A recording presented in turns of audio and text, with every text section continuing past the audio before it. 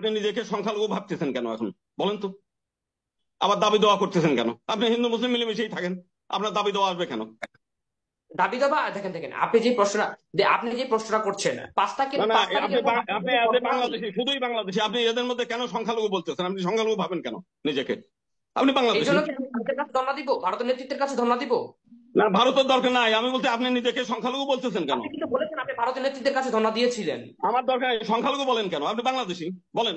হ্যাঁ, আপনি আমি তো অবশ্যই নির্যাতনের কথা বাংলাদেশি। বলতেছেন হ্যাঁ, কেন? আমি বলেছি, না আমি না, অবশ্যই এইবার বলবো আমি আমি বলি, বাংলাদেশি। এইবার এটা আমার এইবার কনস্টিটিউশন, নির্যাতনে আমি বাংলাদেশি। শোনেন, এইবার নির্যাতনে শেখ হেলালের বাড়ি পড়েছে, শেখ সেলিমের বাড়ি পড়েছে, শেখ তন্ময়ের বাড়ি পড়েছে, হাসনাত মন্দিরে আব্দুল্লাহ বাড়ি পড়েছিল পড়েছে, সেইটা বলতেন, মাশরাফির মন্দিরে বাড়ি পড়েছিল পড়েছে। তা সেইটা আপনি বলতেন, সংখ্যালঘু মন্দিরে সংখ্যালঘু পড়েছিল করতেছেন সেইটা কেন? বলতেন। এতগুলো ঘটনার আপনি পর সংখ্যালঘু মন্দিরে যে বলেন কেন? পড়েছিল সেইটা বলতেন।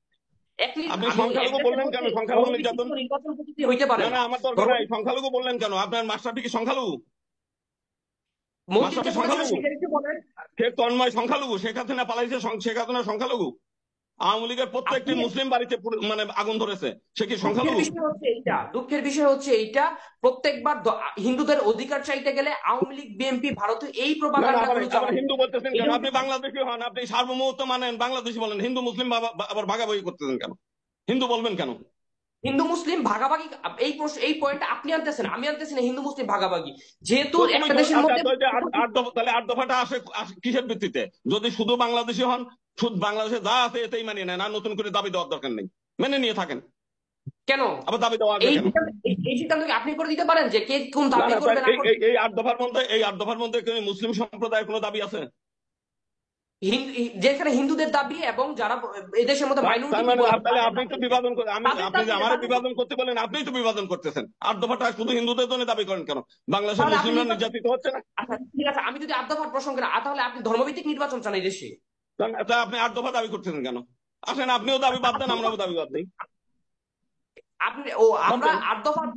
আমরা আট দফার প্রেক্ষাপট নির্ধারণ করছি, এই জন্য না আমি না, এটা আপনার বলতেছি আট এটা দফা, আমার আপনার আট পাল্টাবার কি? দফার কোন দফা দাবি? আপনি আন্দোলন করতেছেন হিন্দু নির্যাতন বন্ধে, তা আট দফার কোন দাবিতে হিন্দু নির্যাতন বন্ধ হবে বলেন? বলেন। আপনি আট দফা কি পড়ছেন? আমি আমি পড়ি নাই, আপনি পড়ছেন। আপনি আমার শুনান, আমি জানি না, কিচ্ছু জানি না, জানান। আপনি পড়ছেন আট দফা? আমরা কিচ্ছু জানি আচ্ছা না, আমরা জানিও নাই, পড়িও নাই, আপনি আমাদের শুনান। আমি সবাইকে আট দফা পড়ছি আর সবাইকে এই ডকুমেন্টে এখন যারা আমাদের ছিল শুনান, সবাইকে আমরা আট দফা পড়তে আপনার বলছি। কাছ থেকে আমি এই আট শুনতে দফার চাই যে মধ্যে আছে আট দফার মধ্যে, দেখেন দেখেন। শুনেন, আমি একটু বলি। ওখানে মানে হিন্দু কল্যাণ ট্রাস্টে মানে ফাউন্ডেশন বানাবেন, যে লাউ সেই কদ্দু আমরা বুঝি না। আপনি ওইখানে সংস্কৃত কলেজের উন্নয়ন করবেন, তাতে সারা বাংলাদেশের সংস্কৃত কলেজের কয়জন ছাত্র আছে আর কয়জন টিচার আছে, তাদের কি উপকার হবে? আপনি এক বাক্য সংস্কৃত বলতে পারেন? বাংলাদেশের কোন টিচার, সংস্কৃত কলেজের কোন টিচার একটা বাক্য সংস্কৃত বলতে পারে?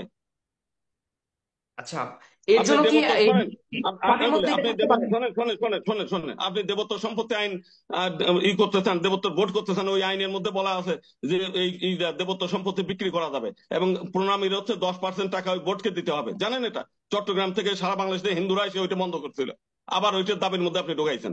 আমি জানি না আট দফার মধ্যে কি আছে। আওয়ামী লীগ করা আট দফা, তারা হচ্ছে ঢাকা শহরের এই যে রাজধানী মার্কেট বিক্রি করতে আগে চায়। বললেন যে শোনেন শোনেন, আগে শোনেন, আপনি তারা কতক্ষণ রাজধানী যখন মার্কেট বিক্রি আমি করতে বলি চায়, তারা আমি বলি, তারা হচ্ছে আপনি সীতানাথ মন্দির কতক্ষণ আগে বিক্রি করতে বলেছিলেন চায়। এই আট দফা 2024 সালের, আপনি এখন বলতেছেন সেটা আওয়ামী লীগের করা? আপনি কতক্ষণ অবশ্যই আগে আওয়ামী লীগ করে। বলেছিলেন? তাহলে আপনি আপনি কিছুক্ষণ আগে যে এই বললেন এই 24 আট সালে দফা দাবি হচ্ছে 24 আরো সালে দুই আট হাজার দফা। পনেরো শুনে, এই আট দফা দাবি 2015 সালে ওই যে আওয়ামী লীগের অঙ্গ সংগঠন ঐক্য পরিষদ করছে। আপনি নেটে সার্চ দেন, মানে আট দফা দাবি দেখবেন তুলে আসবে। এখনই সার্চ দেন, গুগলে সাইফুল ভাই এখন সার্চ দেন। আপনি আমাকে 2 মিনিট সময় দিয়েছিলেন বক্তব্য দেওয়ার, সেটা কি আমি শেষ করবো না? ওনাকে কোনো সময় দিই, না তারপর আপনি আমি আট বলেন। বলবো। দফা হচ্ছে আওয়ামী লীগের তৈরি করা, আপনি দাঁড় করেন। ওকে ওকে প্লিজ, সুজয় সেনগুপ্ত, কিন্তু উনি ওনার জায়গা থেকে বলেছে, প্রশ্নগুলি করেছে, আপনি থাকলে উত্তর দিন, না থাকলে আপনি বলুন প্লিজ। দিদি জি, আমি উত্তর দিব। উনি আমাকে প্রশ্ন করেছেন যে আট দফা খুব বন্ধ শর্ট করে, খুব আট শর্ট দফা করে, দাবি করে লম্বাই হয়ে হিন্দু যাচ্ছে আসলে। আপনাদের দুজনের বিতর্কে থেকে কিন্তু এক ছোট্ট এই বিতর্কে অনেক কিছু বেরিয়ে আসছে, প্লিজ বলুন। হুম। যে উনি আমাকে বলেছেন যে আট দফা দাবি করলে হিন্দুদের নির্যাতন বন্ধ হবে কিনা। হ্যাঁ, আমরা আশা করি দেশের সার্বভৌমত্ব রক্ষা করতে হলে এই দেশের মধ্যে এই আট দফা দাবি পূরণ যদি হয়, এটা কোনো ধর্মের সাথে সাংঘর্ষিক না। কোনো ধর্মের সাথে আমরা বিশ্বাস করি আট দফা দাবি পূরণ যদি হয়, তাহলে অবশ্যই এখানে সংখ্যালঘু মন্ত্রণালয়ের ব্যাপার আছে এবং দেবত্ব সম্পত্তির যে ব্যাপারগুলো, এগুলো ক্লিয়ার যদি স্টেটমেন্ট হয়, তাহলে কেন অবশ্যই হিন্দুদের সংখ্যালঘু হবে কেন? আবার সংখ্যালঘুদের মন্ত্রণালয় থাকবে কেন? আপনি স্বাধীন দেশের নাগরিক এসেই থাকেন, আবার সংখ্যালঘু বলেন কেন? এই সংখ্যালঘু স্টেটমেন্ট বলতেছেন কেন? আমি আমি প্রথম বলেছিলাম, তাহলে আপনি যদি না, তাহলে আপনি ভারতীয় নেতৃত্বের কাছে ধর্ণা দিয়েছিলেন কেন? আরে আমি আচ্ছা দিয়েছি, সেটা তো আমি বলছি যে শেখ হাসিনার বিষয়টা আমি তো ব্যাখ্যা করছি আমার বিষয়টা। আপনি আপনি বলেন। আচ্ছা আচ্ছা, তিনি তিনি একটা কথা বলেছেন যে আপনি যেহেতু বলছেন অন্য জায়গায় ধর্ণা দিচ্ছে এবং তাদেরও যে অন্য দাবি দেওয়া আছে, মানে গোবিন্দচন্দ্র প্রামাণিক দাবি দেওয়া আছে, তারাও যে পথে চলছে সে পথ থেকে বেরিয়ে আসবে যদি আপনারা বেরিয়ে আসেন। সবাই বাংলাদেশি হয়ে বসবাস করার কোনো সুযোগ আছে কিনা, সবাই এভাবে যাওয়ার কোনো পথ আপনার কাছে আছে কিনা, এরকম কোনো সমাধান? তাহলে লাস্টে আমি একটু বলি, আপনাদের শোনেন, আপনাদের এই অরাজকতার কারণে এখন 100 আমাকে লোকের উপরে জেলে। আমাকে শোনেন বক্তব্য শোনেন ওনাকে একটু থামতে আরে বলেন, আমি শোনেন, আমার 2 মিনিট শেষ করি, আমি তারপর বলি, ওনাকে বলতে বলেন। আপনাদের উচ্ছৃঙ্খল কর্মকাণ্ডের ফলে 100-র বেশি লোক জেলে, 4,000 লোকের বিরুদ্ধে মামলা হয়েছে, 10,000 পরিবার নিঃস্ব হয়ে যাবে আপনাদের এই মানে অনৈতিক কর্মকাণ্ডের কারণে। আমাদের কারণে কোনো হিন্দু নির্যাতিত হয় না, কিন্তু আপনাদের কারণে আজকে মানুষ ভিক্ষুক হয়ে যাবে। বুঝলেন যে কি জন্য কি করছেন আপনারা? আমি আমার বক্তব্য শেষ করবো, আপনি বলবেন? জি জি, সুজন সেনগুপ্ত, একদম 2 মিনিটে শেষ করুন প্লিজ। জি জি, আমি 2 মিনিটের মধ্যে শেষ করছি। এবং উনি যেই পয়েন্ট গুলা বলেছে, যে এই যে 8 দফার যে প্রেক্ষাপট গুলা, এই আপনি বলেছেন যে আমরা যদি 8 দফা পরিহার করি তাহলে উনি এই নির্বাচন দেখেন, করতে এই দেবেন। যে আমি দেখো 8 দফা 2023 সালেও হিন্দু বৌদ্ধ খ্রিস্টান ঐক্য পরিষদ 8 দফা দাবিতে আন্দোলন করছে 2023 সালে আপনাদের গণজাগরণ হওয়ার আগে। সাইফুল ভাই, ওনাকে কি থামতে বলবেন না ওনাকে? আচ্ছা সাইফুল ভাই, ওকে ওনাকে আপনি 1 মিনিট ওকে, সময় দিন, তারপর ওনার বক্তব্য ঠিক শেষ আছে করুন, ঠিক তারপর আছে, আমি তার মানে বলবো। আপনি একটা জিনিস বলেছেন উনি আত্মফা নিয়ে জানে কিনা।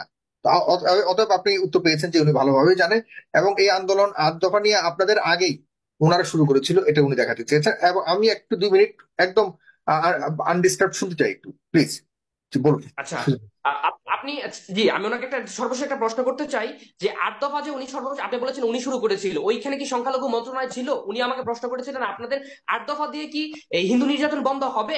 তার মানে কি উনি উনি যখন এই যে 8 দফা গুলা দিয়েছিল 2015 সালে, তখন উনি চিন্তা ভাবনা করেন যে হিন্দু নির্যাতন আর বন্ধ আমি হবে তো কিনা? নাই, এটা দিয়েছে হিন্দু বৌদ্ধ খ্রিস্টান ঐক্য পরিষদ, 2021 সালে হিন্দু বৌদ্ধ খ্রিস্টান ঐক্য পরিষদ তাহলে 8 দফা নিয়ে আন্দোলন আপনি করছে। কতক্ষণ আগে সাইফুল ভাইয়ের মাধ্যমে বলেছেন যে 8 দফার দাবি আপনারা পেশ করেছেন, আপনি ভালোভাবে আমরা পেশ জানেন। করি এবং না, হিন্দু বৌদ্ধ আপনারা খ্রিস্টান ঐক্য পরিষদের কথা বলছি। হিন্দু বৌদ্ধ খ্রিস্টান ঐক্য পরিষদ আওয়ামী লীগের কথা বলছি, এটা আওয়ামী লীগের তৈরি করা। সাইফুল ভাইয়ের মাধ্যমে আপনি বলেছেন যে 8 দফা আপনারা পেশ করেছেন আমরা করি 2015 নাই, সালে। আমরা করি নাই, আমরা করি ওরা নাই, ওটা এটা বলেছে সাইফুল যে ভাই ভুল হিন্দু বৌদ্ধ শুনছে, খ্রিস্টান ঐক্য সাইফুল পরিষদ আমার আওয়ামী লীগ সাগর করছে। ভাই, আপনি সাগর বলুন। ভাই ওটা ভুল শুনছে। সাগর জি ভাইটা জি না, জি, রবীন্দ্র দাদা জি বলছে জি, আওয়ামী আমি লীগ। আমি আমি আমি শুনতে হ্যাঁ চাচ্ছিলাম, হ্যাঁ আমি শুনতে হ্যাঁ হ্যাঁ, চাচ্ছিলাম যে ঠিক ভুল যে আছে। হয়েছে। জি জি, ভুল যে হয়েছে এটা আমি শুনতে চাচ্ছিলাম আর কি। আচ্ছা, 8 দফার যেই দাবিগুলো আছে এইগুলা বিবেচনা করতে হবে, এটা কি আসলে সাংঘর্ষিক, এইটা গ্রহণযোগ্য কিনা। কিন্তু এই দাবিগুলার প্রেক্ষাপট বিবেচনা না করে কে কাকে কি ট্যাগ দেওয়া যায়, কে কাকে কি ট্যাগ দিয়ে কাকে বিভ্রান্ত করা যায়, আন্দোলনকে কিভাবে নষ্ট করা যায়, সেইটার প্ল্যান হচ্ছে। আমরা অনেকের স্টেটমেন্ট দেখেছি চিন্ময় কৃষ্ণ দাসের গ্রেফতারের পরে এবং বিভিন্ন ঘটনার পরে, যে ঘটনাগুলো অত্যন্ত নিন্দনীয়, সকলে নিন্দা করেছেন।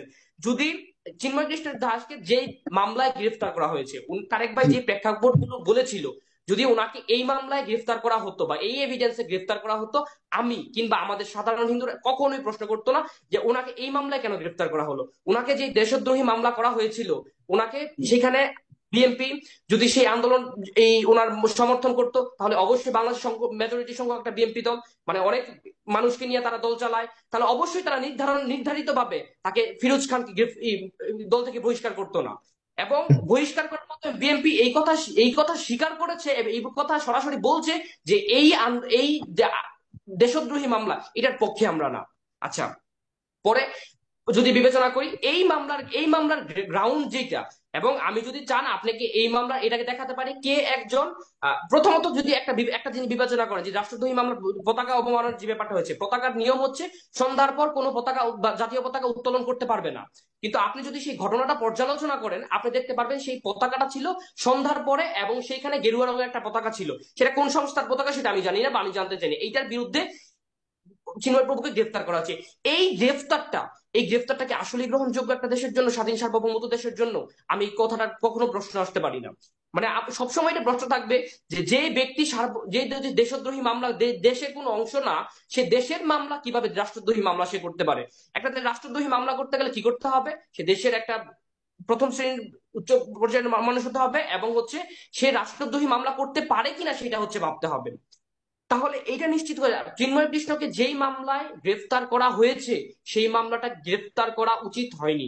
সেটা আমি বলছি না, সেটা বিএনপি বলছে, সেটা জাতীয় পার্টি তো বলছে, এবং বাদবাকি প্রেস সচিব থেকে শুরু করে দপ্তর থেকে তারা সকলে বলছে। এবং ইতিপূর্বে আপনারা যতগুলো চিন্ময় কৃষ্ণ দাস সেখানে সবাই নিশ্চিত যে চিন্ময় কৃষ্ণ দাসের এই এই এই এভিডেন্সে ওনাকে গ্রেফতার করার প্রেক্ষাপট আসে না, কারণ যে রাষ্ট্রদ্রোহী মামলাটি ঠিক আছে, বলেছেন তার মানে চিন্ময় কুমার দাসের গ্রেপ্তার নিয়ে আপনার সবচেয়ে বড় প্রশ্ন এবং উদ্বেগের জায়গা, এটা কোনো এই গ্রাউন্ড আপনি কোনোভাবে গ্রহণযোগ্য নয় বলে